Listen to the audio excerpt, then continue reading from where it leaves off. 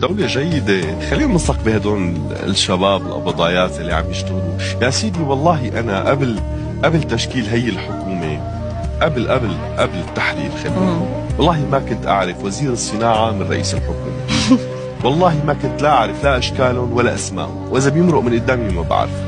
أنا لأول مرة بعرف هذا الوزير شو اسمه وشو اختصاصه ولأنه وزارة وشو الحقيبة اللي معه. خلينا نعطيهم فرصة، الشباب عم يشتغلوا.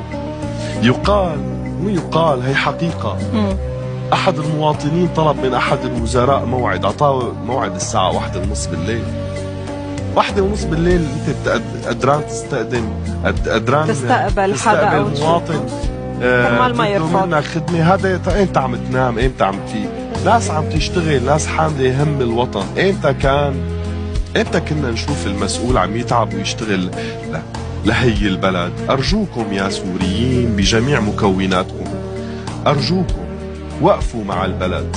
والله هذا مطلبك الوحيد جوان. والله نحن رايحين لمكان جيد جدا. وبدي اقول تحذير جدا وبدي اقول تحذير.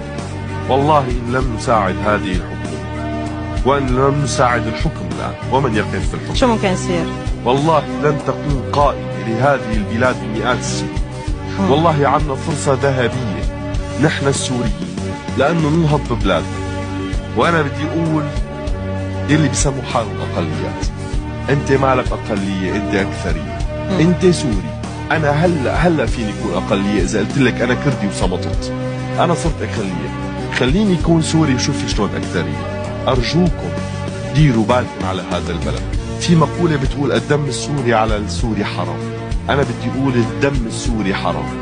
لا نريد سفك دماء في هذه الجغرافيا. ارض واحده، جيش واحد، شعب واحد. ارجوك. هذا الكردي الأصيل اللي بنفتخر فيه كابن بلد وشريك بالوطن. والله والنعم من كل كردي حر وشريف بحب هالبلد. وأشهد بالله كلامك يستحق أن يكتب بالذهب. الممثل جوان خضر.